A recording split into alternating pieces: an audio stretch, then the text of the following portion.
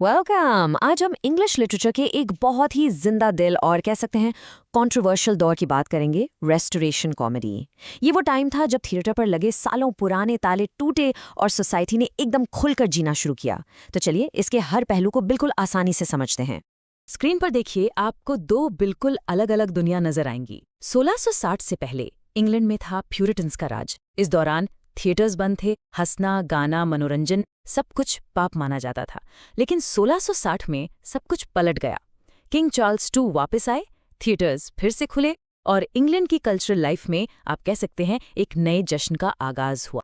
इस पूरे सफर में हम इन 6 मेन स्टॉप से गुजरेंगे। हम शुरू करेंगे उस हिस्टोरिकल मोमेंट से जब राजा वापस लौटे। फिर समझेंगे कि आखिर इस कॉमेडी में ऐसा क्या खास था। इसके टिपिकल कैरेक्टर्स से मिलेंगे, इसके माहिर राइटर्स को जानेंगे और आखिर में ये भी देखेंगे कि इस चमक धमक वाले दौर का अंत कैसे हुआ। तो चलिए शुरू करते हैं इसकी हिस्टोरिकल बैकग्राउंड से।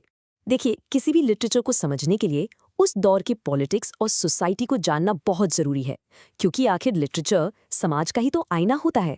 जरा टाइमलाइन पर नजर डालिए। 1642 से 1660 तक का जो टाइम था उसे कहते हैं प्यूरिटन इंटररेग्नम। इस दौरान थिएटर्स को अनैतिक यानी इमोरल कहकर कानूनन बंद कर दिया गया था। फिर आया साल 1660। ये एक टर्निंग पॉइंट था जब किंग चार्ल्स II फ्रांस से वापस लौटे। इसी इवेंट को द रेस्टोरेशन कहा जाता है, जिसने इंग्लैंड में मुन्नाकी को रिस्टोर किया और आर्ट और एंटरटेनमेंट के सारे दरवाजे खोल दिए। आप सोचिए, जब थिएटर खुले तो उन्हें देखने कौन आ रहा था? आम लोग? बिल्कुल नहीं। ऑडियंस अब बदल चुकी थी। ये लोग थे दरबारी, अमीर, पढ़े लिखे लोग जो किंग चार्ल्स के साथ फ्रांस में ऐशो आराम की जिंदगी बिताकर आए थे। इसलिए उनकी पसंद भी फ्रेंच कल्चर से बहुत इंस्पायर्ड थी। उन्हें फैशन, स्टाइल और तीखी हाजिर जवाब बातें पसंद थी। तो साफ है, ये प्लेज अमीर लोगों ने अमीर लोगों के लिए ही लिखे। तो ये कॉमेडी ऑफ मैनर्स जिसका हम इतनी देर से जिक्र कर रहे हैं, आखिर है क्या चीज़? इसका मतलब क्या है? चलिए इसकी डेफिनेशन देखते हैं।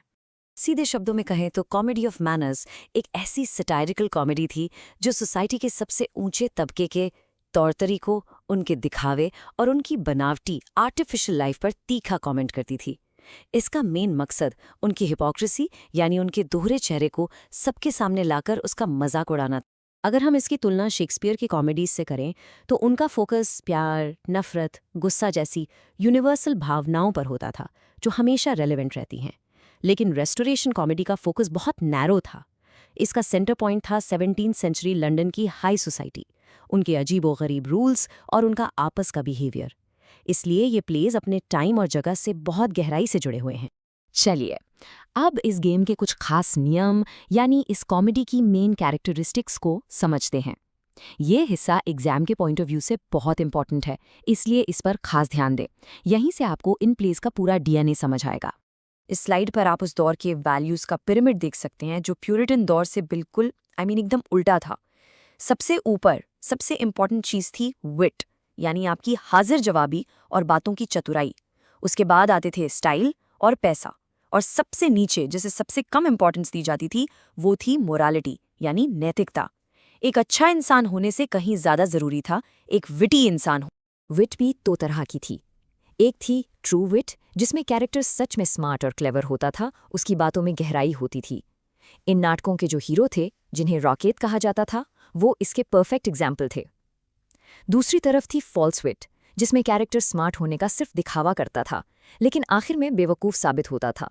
इन्हें फॉप कहते थे और ये हमेशा मजाक का पात्र बनते थे। इन नाटकों में प्यार और शादी का आइडिया बिल्कुल भी रोमांटिक नहीं था। जैसा कि आप देख सकते हैं, प्यार को मर्द और औरत के बीच एक बैटल ऑफ द सेक्सेस, एक जंग की तरह देखा जाता था, जिसमें जीत दिमाग से मिलती थी, दिल से नहीं। और शादी, वो तो बस एक फाइनेंशियल कॉन्ट्रैक्ट थी, एक बिजनेस डील जिसमें दौलत और स्टेटस देखा जाता था। इन नाटकों का एक बहुत ही फेमस एलिमेंट था प्रोवाइजो सीन। प्रोवाइजो का मतलब होता है शर्त। ये वो सीन होता था जहां हीरो और हीरोइन शादी के लिए हाँ करने से पहले एक दूसरे के सामने अपनी कंडीशंस रखते थे। इन शर्तों का मकसद यही होता था कि शादी के बाद भी उनकी पर्सनल फ्रीडम, उनकी आज़ादी बनी रहे। अब इन प्लेज में कुछ खास तरह के कैरेक्टर्स बार बार आते थे। इन्हें स्टॉक कैरेक्टर्स कहते हैं। तो चलिए इनकी कास्ट से मिलते हैं। तो ये हैं आम तौर पर मिलने वाले कैरेक्टर्स। सबसे पहले है द रेक, प्ले का हीरो जो बेहद विटी और चार्मिंग है, लेकिन मॉरल वैल्यूज के मामले में बिल्कुल जीरो। फिर है द फॉप, फैशन का दीवाना जो हमेशा तैयार रहता है पर है एक नंबर का बेवकूफ। इसके बाद आती है द कोकेट, एक चालाक औरत जो फ्लर्टिंग को पावर हासिल करने का जरिया मानती है।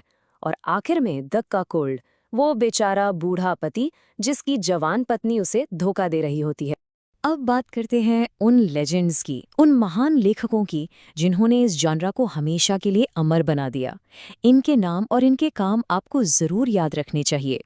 इस दौर के सबसे पहले और सबसे तीखे लेखक थे विलियम विचरली। इनका मास्टरपीस है द कंट्री वाइफ, जो अपने टाइम का सबसे कंट्रोवर्शियल प्ले माना जाता है। विचरली की कलम में कोई फिल्टर नहीं था। उनके प्लेज सिनिकल यानी इंसानियत से निराश और बेहद एक्सप्लिसिट होते थे। वो सोसाइटी के खोखलेपन को बड़ी बेरहमी से दिखाते थे, जिस वजह से उनके काम को अक्सर सैवेज सटायर कहा जाता है। अगले उस्ताद हैं जॉर्ज एथरिज। एथरिज को इंग्लिश स्टेज पर फॉप कैरेक्टर को पॉपुलर बनाने का क्रेडिट जाता है। उनके play the man of mood में सर फॉपलिंग फ्लटर नाम का किरदार इतना फेमस हुआ कि आज भी जब फॉप की बात होती है तो उसी का जिक्र होता है। एथेरिज ने दिखाया कि कैसे ये फैशन के मारे लोग स्मार्ट होने का सिर्फ नाटक करते हैं। और आखिर में इस जॉनरा के अनडिस्प्यूटेड किंग विलियम कॉन्ग्रेव। कॉन्ग्रीव के play the way of the world को रेस्टोरेशन कॉमेडी का सबसे बेहतरीन नमूना माना जाता है। इसका पीक, इस प्ले की खासियत इसके डायलॉग्स हैं। हर लाइन हीरे की तरह तराशी हुई है, बेहद विटी, पॉलिश्ड और इंटेलेक्चुअली चैलेंजिंग। इंग्लिश लिटरेचर का सबसे फेमस प्रोवाइजो सीन मिरेबल और मिलिमेंट के बीच इसी प्ले में है, जो विट और आज़ादी की एक मिसाल है। लेकिन जैसा कहते हैं, हर चीज़ का एक वक्त होता है। इतनी खुली सोच और अनैतिकता को दिखाने वाली इस कॉमेडी के साथ भी ऐसा ही हुआ। धीरे धीरे इसके खिलाफ आवाज़ें उठने लगीं। तो हुआ ये कि 1690 आते आते लोगों का मूड बदलने लगा। 1698 में जेरेमी कॉलियर नाम के एक राइटर ने अपने फेमस पैम्फलेट में इन प्लेस पर इमोरालिटी और अश्लीलता फैलाने का सीधा सीधा इल्जाम लगाया। इसका असर ये हुआ कि लोगों की पसंद बदल गई। जल्द ही इसकी जगह सेंटिमेंटल कॉमेडी ने ले ली, जिसका मकसद हंसाना नहीं बल्कि ऑडियंस को मॉरल लेसन्स देना और उन्हें रुलाना। और यहीं पर ये एक्सप्लेनर हमें एक बहुत बड़े सवाल पर लाकर छोड़ देता है, एक ऐसा सवाल जो आज भी उतना ही रेलेवेंट है। कॉमेडी का असली मकसद क्या होना चाहिए? क्या उसे समाज की कमियों और हिपोक्रेसी पर तीखा कमेंट करना चाहिए, जैसा रेस्टोरेशन कॉमेडी ने किया, या फिर उसका काम लोगों को नैतिक सबक सिखाना होना चाहिए? इस पर विचार जरूर कीजिएगा। रेस्टोरेशन कॉमेडी पार के इस विश्लेषण को देखने के लिए धन्यवाद। ऐसे ही और डिटेल्ड एक्सप्लेनर्स के लिए हमारे चैनल को सब्सक्राइब करें। Thank you.